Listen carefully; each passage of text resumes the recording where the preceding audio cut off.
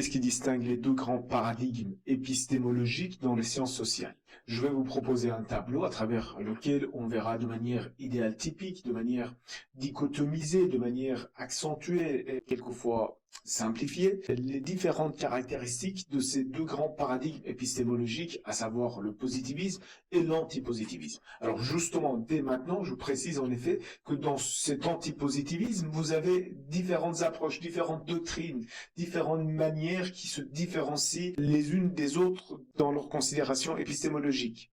Mais pour simplifier notre propos, je les englobe dans une grande catégorie paradigmatique que j'appelle antipositiviste. Alors le premier élément qui est peut-être le plus fondamental, le plus important, qui distingue les considérations positivistes des considérations antipositivistes, c'est que auprès des positivistes, on considère que les sciences sociales devraient faire comme les sciences exactes. Par exemple, la sociologie devrait faire dans la récolte des données, dans l'analyse des données, d'accord, dans l'acte de la rupture, comme la physique, par exemple. Par ailleurs, la sociologie a failli d'être appelée la physique sociale. Attention, mesdames et messieurs, le terme positif n'a pas de connotation morale et ne renvoie pas à nos conceptions du sens commun de ce qui est positif et négatif, ce qui est bien et mal, non, pas du tout. Le terme positif signifie tout simplement ce qui est mesurable, ce qui est objectivable, ce qui est précis, ce qui est quantifiable, d'accord? Vous avez du taux de suicide en main, vous avez un chiffre qui vous permet de mesurer, quantifier et objectiver le niveau de suicide. Et dans ce cas-là, vous êtes dans une science positive. Attention, donc, quand on emploie le terme positif particulièrement, c'est pour dire que on s'éloigne des considérations métaphysiques, toute une série de considérations qui ne sont pas du tout mesurables et qui sont quelquefois dépendantes des considérations herméneutiques, des considérations interprétatives des acteurs. L'esprit positif, justement, c'est à l'encontre de ces considérations herméneutiques, de ces interprétations qui peuvent varier, qui ne sont pas précises et qui ne sont pas objectivables. Donc, on peut faire de la sociologie une véritable science pour autant que la sociologie ne s'intéresse qu'aux éléments positifs, aux éléments mesurables, aux éléments quantifiables, aux éléments objectivables. Par contre, chez les antipositivistes, on considère qu'on ne peut pas faire semblant, d'être dans les sciences exactes. L'ontologie de la nature et l'ontologie de la culture ne sont pas du tout pareilles. Ainsi, on ne peut pas s'attendre à ce que dans les sciences de la nature et les sciences de la culture, on procède de la même manière. Alors je reviendrai bien évidemment dans une autre leçon sur le terme de l'ontologie qu'on va définir très brièvement. On va dire tout simplement que les sciences de la nature sont d'une autre nature que les sciences de la culture qui sont d'une autre nature. Alors tous ces éléments que je vais citer, mesdames, messieurs, bien évidemment, j'essaie de les distinguer les uns par rapport aux autres, mais en réalité tout est lié dans un ensemble cohérent. Dans un ensemble cohérent que nous avons typologisé, bien sûr. Le deuxième élément, justement, c'est en rapport avec l'acte de la rupture. D'accord? La manière dont on procède à l'acte de la rupture, donc le scientifique, il est conquis, mais comment? D'un côté, chez les positivistes, vous avez une conception de la rupture qui se traduit par ce qu'on appelle la rupture épistémologique qui se veut particulièrement radicale. Alors, je vais définir ça clairement. De l'autre côté, nous, on a une conception différente. On insiste davantage sur ce qu'on appelle la neutralité axiologique.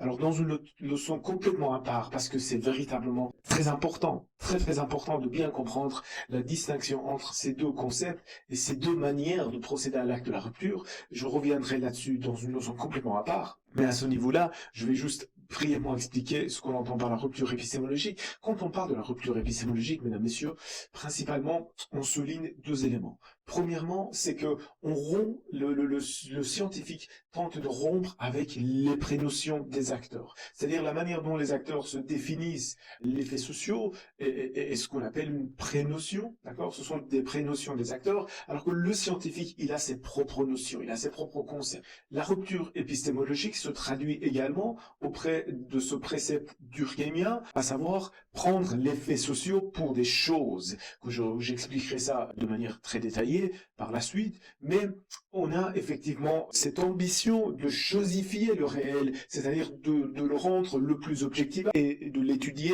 dans sa dimension la plus objective, la plus mesurable, la plus positive. De l'autre côté, on parle de la neutralité axiologique. La neutralité axiologique signifie tout simplement que le scientifique écarte ses valeurs personnelles, met de côté ses valeurs personnelles pour produire de véritables analyses rationnelles, des analyses complètement dénudées des jugements de valeur, complètement dénudées de ces considérations du bien et du mal. Et surtout, le scientifique, le savant, l'enseignant ne devrait pas jouer à la politique.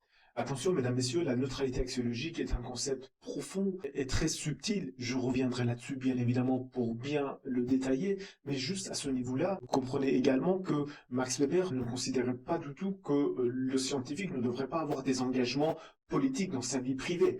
Et il considérait que le scientifique, dans son engagement scientifique, dans son engagement de savant, dans son enseignement, d'accord, dans son enseignement, devrait séparer pour autant que faire se peut ses considérations politiques des considérations rationnelles, scientifiques, analytiques. Une telle conception considère de toute évidence que le scientifique ne devrait pas non plus jouer aux politiques. Le troisième élément que je mets particulièrement en évidence dans cette opposition entre les positivistes et les antipositivistes, c'est que d'un côté, on reprend le précepte durkheimien et on prend les faits sociaux pour des choses, alors que de l'autre côté, on considère non, il faut prendre les acteurs au sérieux.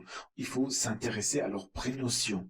Prendre les acteurs au sérieux implique le fait qu'on ne peut pas prendre les faits sociaux pour des choses. Il faut écouter ces gens-là. Il faut écouter leurs prénotions. Il faut tenter de comprendre leur conception, leur représentation, leur motivation, leurs préférences, leur justification. Auprès des positivistes, on considère que les théories scientifiques, ce sont des théories réfutables, des théories qui sont falsifiables, c'est-à-dire qui sont vérifiables, qui sont testables et qui peuvent être contredites.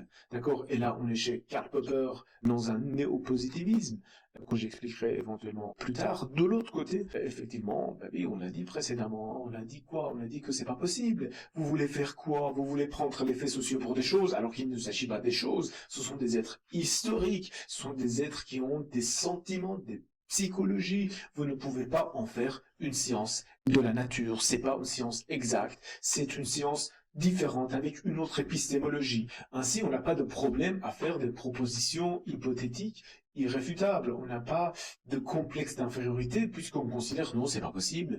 On peut pas considérer que la sociologie prenne pour objet d'étude uniquement des faits chosifiables, des faits chosifiés. C'est pas possible, parce qu'il s'agit d'un domaine des sciences qui est hautement historique, qui est hautement en rapport avec la motivation des acteurs, avec leur rationalité, avec toute une série d'éléments inchosifiables, inobjectivables, au sens positif du terme.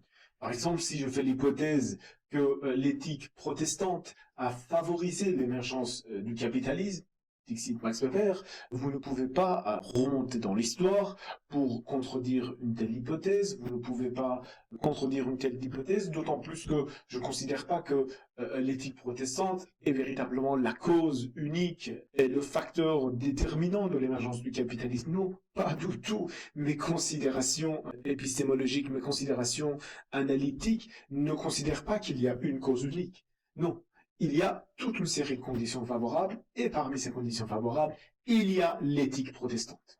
Pour exagérer ces considérations antipositivistes, on pourrait même jusqu'à dire que finalement, tout est dans tout. Il y a tellement de variables qui entrent en interaction les unes avec les autres qu'on finit par caricaturer de telles considérations comme des considérations qui considèrent que oui, tout est dans tout. On n'a pas un seul facteur déterminant qu'on met en évidence, comme chez les positivistes, comme le facteur le plus déterminant, comme par exemple la cohésion sociale, la cohésion religieuse, comme le facteur explicatif du taux de suicide. Et là, je suis au cinquième point, au cinquième élément qui distingue les considérations antipositivistes des considérations positivistes. Vous voyez, l'approche de la causalité, l'approche du lien de causalité est complètement différente. D'un côté, on n'a jamais de cause unique. De l'autre côté, chez les positivistes, on est à la recherche du facteur le plus déterminant. On est à la recherche d'un bouc émissaire, d'une cause, effectivement, qui est la plus forte. Ou au moins des causes les plus fortes. En tout cas, on veut les identifier. Et l'expression de bouc émissaire signifie tout en réalité, parce que c'est une expression, si vous voulez, employée par l'approche constructiviste pour stigmatiser le positivisme durkheimien en disant que non, c'est une illusion de considérer que la cohésion religieuse est le facteur le plus déterminant.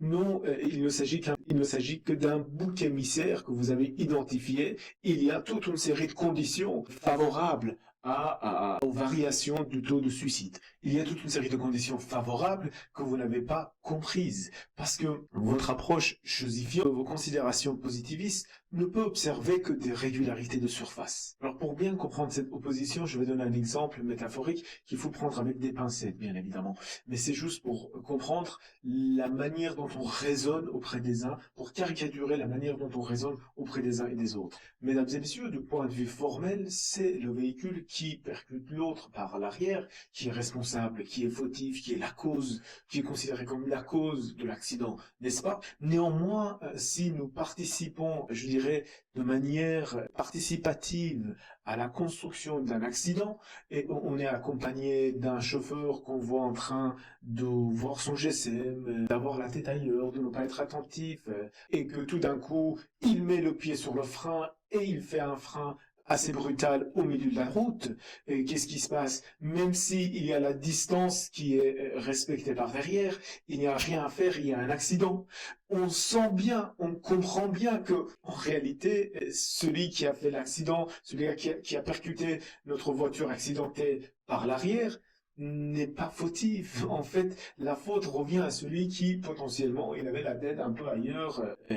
Voilà. Néanmoins, dans les régularités de surface, dans la formalisation des choses, on considère le véhicule qui a percuté, le véhicule accidenté par l'arrière, comme le véhicule responsable, comme la cause de l'accident. Même si, pour comprendre les conditions favorables de l'accident, il ne faut pas oublier, on ne peut pas oublier que notre chauffeur, il avait la tête en l'air, et il avait la tête dans son GSM, et il a mis un pied sur son frein, tout d'un coup de manière brutale. Et on sent bien sa part de responsabilité, même si on ne peut pas l'objectiver, même si on ne peut pas le formaliser, même si on ne peut pas le condamner. Et c'est ainsi que dans les considérations antipositivistes, on préfère parler d'affinité collective pour marquer la part d'indétermination. On préfère parler des conditions favorables pour dire qu'il n'y a jamais de cause unique. Alors que dans les considérations positivistes, au contraire, on a l'obsession de trouver le facteur déterminant. On met en place une régression logistique, une analyse multivariée, en toute une série d'outils statistiques pour